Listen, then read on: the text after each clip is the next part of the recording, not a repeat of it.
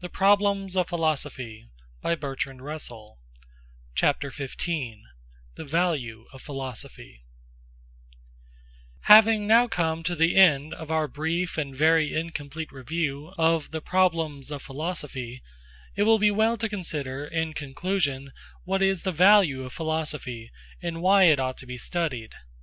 It is the more necessary to consider this question in view of the fact that many men, under the influence of science or of practical affairs, are inclined to doubt whether philosophy is anything better than innocent but useless trifling, hair-splitting distinctions, and controversies on matters concerning which knowledge is impossible.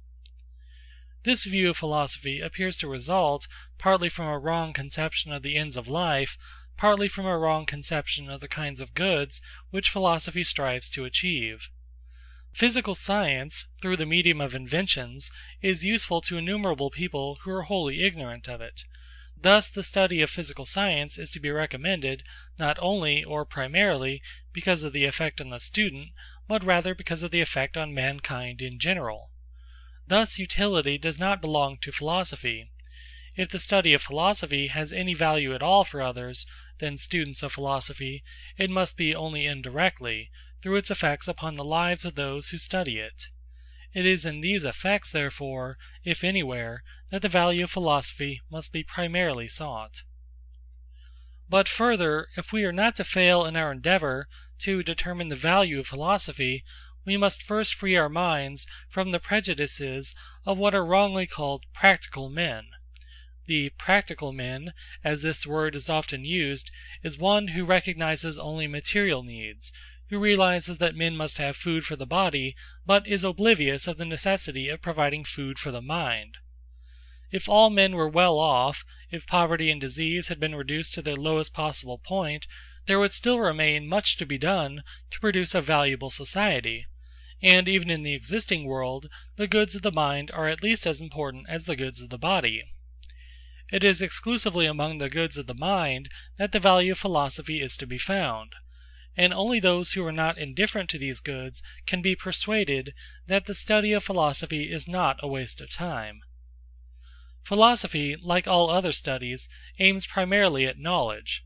The knowledge it aims at is the kind of knowledge which gives unity and system to the body of the sciences, and the kind which results from a critical examination of the grounds of our convictions, prejudices, and beliefs.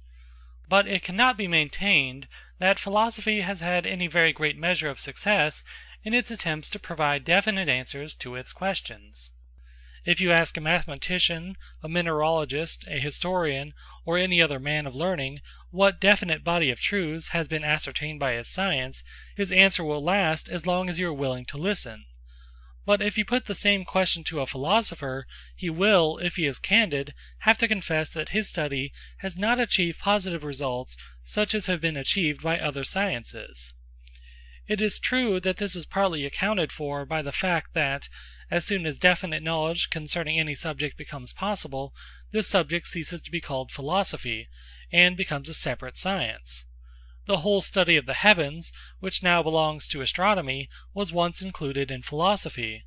Newton's great work was called The Mathematical Principles of Natural Philosophy. Similarly, the study of the human mind, which was a part of philosophy, has now become separated from philosophy and has become the science of psychology. Thus, to a great extent, the uncertainty of philosophy is more apparent than real. Those questions which are already capable of definite answers are placed in the sciences, while those only to which, at present, no definite answer can be given, remain to form the residue which is called philosophy. This is, however, only a part of the truth concerning the uncertainty of philosophy. There are many questions, and among them those that are of the profoundest interest to our spiritual life, which, so far as we can see, must remain insoluble to the human intellect unless its powers become of a quite different order from what they are now. Has the universe any unity of plan or purpose, or is it a fortuitous concourse of atoms? Is consciousness a permanent part of the universe, giving hope of indefinite growth and wisdom, or is it a transitory accident on a small planet on which life must ultimately become impossible? Are good and evil of importance to the universe or only to man? Such questions are asked by philosophy, and variously answered by various philosophers. But it would seem that, whether answers be otherwise discoverable or not, the answers suggested by philosophy are none of them demonstrably true.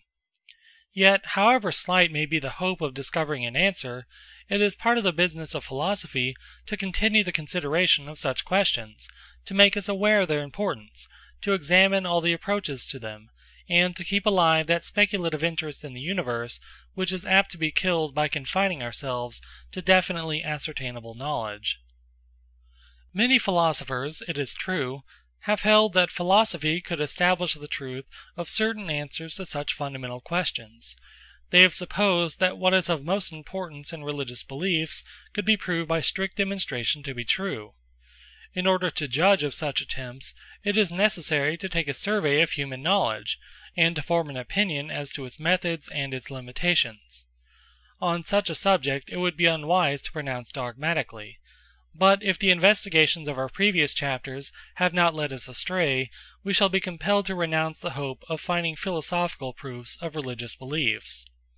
We cannot, therefore, include as part of the value of philosophy any definite set of answers to such questions. Hence, once more, the value of philosophy must not depend upon any supposed body of definitely ascertainable knowledge to be acquired by those who study it. The value of philosophy is, in fact, to be sought largely in its very uncertainty. The man who has no tincture of philosophy goes through life imprisoned in the prejudices derived from common sins, from the habitual beliefs of his age or his nation, and from convictions which have grown up in his mind without the cooperation or consent of his deliberate reason. To such a man, the world tends to become definite, finite, obvious. Common objects rouse no questions, and unfamiliar possibilities are contemptuously rejected. As soon as we begin to philosophize, on the contrary, we find, as we saw in our opening chapters, that even the most everyday things lead to problems to which only very incomplete answers can be given. Philosophy, though unable to tell us with certainty what is the true answer to the doubts which it raises, is able to suggest many possibilities which enlarge in our thoughts and free them from the tyranny of custom. Thus, while diminishing our feeling of certainty as to what things are, it greatly increases our knowledge as to what they may be. It removes the somewhat arrogant dogmatism of those who have never traveled into the region of liberating doubt, and it keeps alive our sense of wonder by showing familiar things in an unfamiliar aspect.